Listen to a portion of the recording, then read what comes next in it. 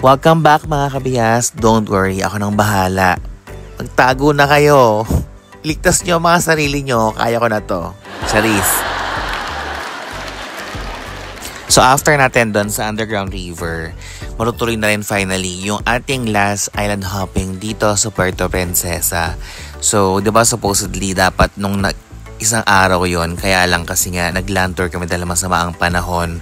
So pupunta kami ngayon sa Lilo Island, Pambato Reef, Cowrie Island, tapos after nun pupunta na kami ng Baker's Hill, tapos Puerto Princesa Airport na. Going back to Manila. So it's our last day, sabi ko naman sa inyo. So tara, samahan nyo kami mag-island hopping for the last time here sa Palawan, Puerto Princesa. Let's go!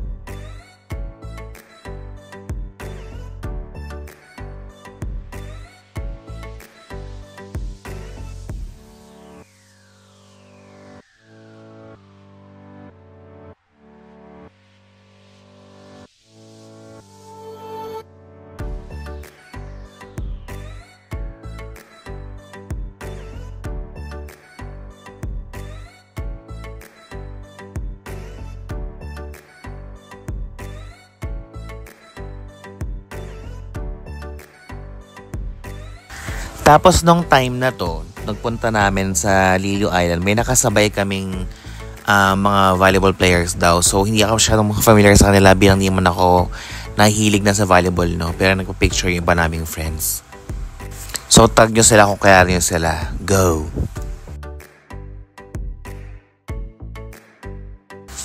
So after Underground River, ito na yung first island natin. Ito yung Lilo Island. Meron siyang sandbar nasa gitna. So first time ko makakita nun, ang saya-saya. Parang may dagat, tas may sands, may dagat. Ang galing, no? So yun, nag-picture-picture lang muna kami dito. And nag-video, of course. Tas dito lang kami nag-lunch kasi lunchtime na to eh. So marami akong mga ginawang takbo-takbo shoot dyan. Tsaka kung ano-anong arte-arte sa camera. So, enjoy!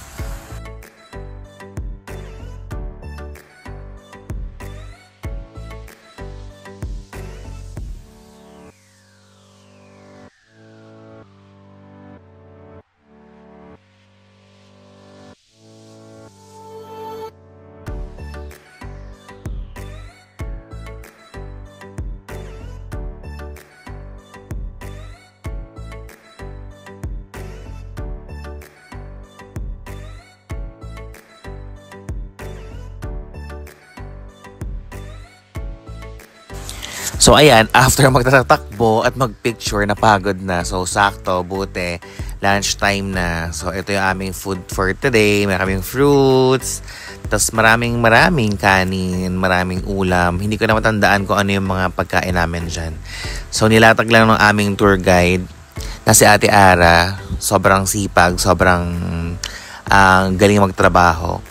So yun, parang ginawa namin, nag-buffet style kami. So ikot-ikot para lahat ng pagkain mo kukuhanan mo, ganun. Hindi yung nag-aagawan kayo sa gitna ng lamesa, 'di ba?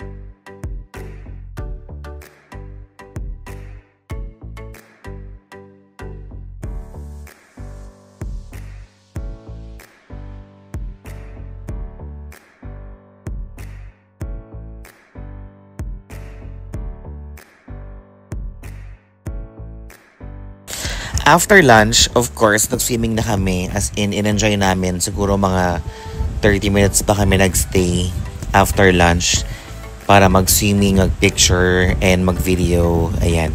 Tapos, ang dami pa namin natirang pagkain. So, sakto, may mga foreigners na kaming nakilala. So, di namin sure kung taga saan sila exactly. Kung Ukraine ba or Romania, parang ganon. Pero definitely not US. Tapos yun, na-enjoy naman nila yung pagkain natin, guys. So, na-happy sila dun sa pagkain. And share namin talaga sa group nila. So, parang 4 sila na nagbakasyon dito sa Palawan. And sobrang na-enjoy nila yung food natin.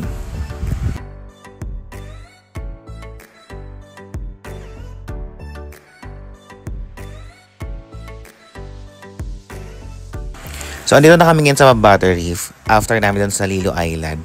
So, snorkeling time and swimming na naman dito. Pero hindi na ako nag-snorkeling kasi parang hilong-hilo na ako niyan sa dami ng snorkeling at pagliligo ko sa dagat. So, medyo gumive up na ako niyan. Parang kotang-kota na ako sa snorkeling and swimming.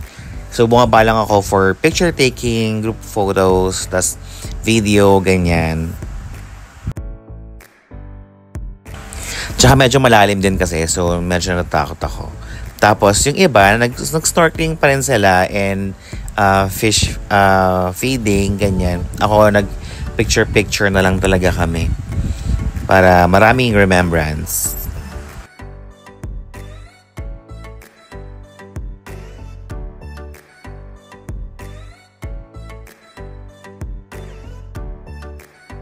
And we're here now sa Kauri Island. So dito, ang ganda rin dito kasi kalmado yung dagat. Tapos marami kaming pictures dito na talagang nag-solo pic kami. Pang change ng profile picture. O ayan, diba?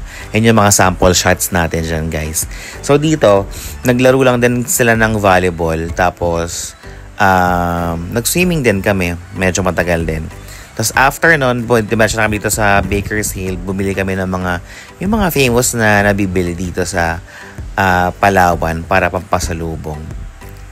Tapos nag-picture din. Though hindi namin siya maikot tong Baker's Hill kasi nga same night na yung flight namin pabalik ng Manila. Talagang sinagad namin mula day 1 hanggang last day. Talagang lahat may ganap kami para sulit yung pagpunta. So, yan, merong pianono, hopya, and iba pa. So, meron din kaming binili mga scarf, mga keychains, sando, the usual na mga pinapasulubong galing sa Palawan. So, ayan, sabi ko nga sa inyo, ito na rin yung gabi na uuwi kami pabalik ng Manila. So, dito kami yan sa airport. Habang nag-aantay ng boarding, nagsasenda na ng mga pictures. And kita-kita mo talagang medyo nagsasink in na yung pagod.